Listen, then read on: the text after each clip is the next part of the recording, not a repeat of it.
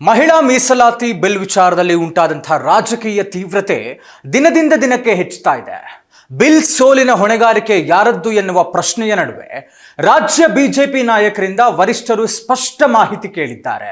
ಹೋರಾಟದ ರೂಪುರೇಷೆ ಏನು, ಜನರನ್ನ ಹೇಗೆ ತಲುಪ್ತೀರಾ, ಕಾಂಗ್ರೆಸ್ ವಿರುದ್ಧ ಜನಾಭಿಪ್ರಾಯವನ್ನ ಹೇಗೆ ಕಟ್ತೀರಾ ಎಂಬ ಪ್ರಶ್ನೆಗಳು ಕೇಳಿಬಂದಿವೆ. ಇದೇ ವಿಷಯ ರಾಜಕೀಯವಾಗಿ ದೊಡ್ಡ ಕಾದಾಟಕ್ಕೆ ಕಾರಣವಾಗುವ ಸಾಧ್ಯತೆ ಇದೆ.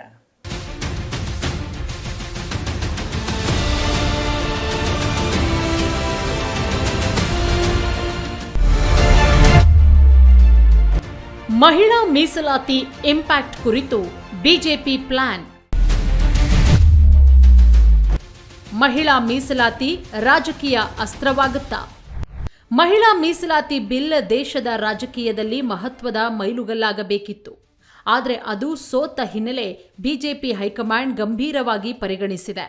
ರಾಜ್ಯ ಮಟ್ಟದಲ್ಲಿ ಈ ವಿಚಾರದ ಇಂಪ್ಯಾಕ್ಟ್ ಏನು ಎಂಬುದರ ಕುರಿತು ವರಿಷ್ಠರು ವಿವರವಾದ ವರದಿ ಕೇಳಿದ್ದಾರೆ.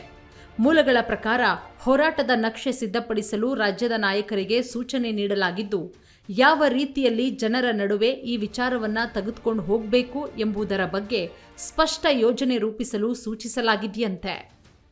ಬಿಜೆಪಿ ಒಳಗೆ ನಡೆದ ಚರ್ಚೆಗಳಲ್ಲಿ 3 ಪ್ರಮುಖ ಅಂಶಗಳಿಗೆ ಒತ್ತು ನೀಡಲಾಗಿದೆ. ಮಹಿಳಾ ಮೀಸಲಾತಿ ಬಿಲ್ನ ಮಹತ್ವವನ್ನು ಜನರಿಗೆ ತಿಳಿಸೋದು, ಕಾಂಗ್ರೆಸ್ ವಿರುದ್ಧ ಮಹಿಳಾ ವಿರೋಧಿ ನಿಲುವು ಎಂಬ ಪ್ರಚಾರ ಗ್ರಾಮದಿಂದ ನಗರದವರೆಗೂ ಸಂಘಟಿತ ಹೋರಾಟ ಮಾಡೋದು ಹಾಗೂ ಮಹಿಳಾ ಮತದಾರರನ್ನ ನೇರವಾಗಿ ತಲುಪುವ ಅಭಿಯಾನಕ್ಕೂ ಪ್ಲಾನ್ ಮಾಡಲಾಗ್ತಿದೆ. ಮಹಿಳಾ ಮೋರ್ಚಾ, ಯುವ ಮೋರ್ಚಾ ಸೇರಿದಂತೆ ವಿವಿಧ ಘಟಕಗಳನ್ನು ಕಾರ್ಯಕ್ಕಿಳಿಸಲು ಸೂಚನೆ ನೀಡಲಾಗ್ತಿದೆಯಂತೆ. ಬಿಜೆಪಿ ವಲಯದಲ್ಲಿ ಕಾಂಗ್ರೆಸ್ ವಿರುದ್ಧ ತೀವ್ರ ಆಕ್ರೋಶ ವ್ಯಕ್ತವಾಗ್ತಾ ಇದೆ. ಮಹಿಳಾ ಮೀಸಲಾತಿ ಬಿಲ್ ಸೋಲಿಸಲು ಕಾಂಗ್ರೆಸ್ ಕಾರಣ ಎನ್ನುವ ನೇರ ಆರೋಪ ಕೇಳಿಬರ್ತಿದೆ.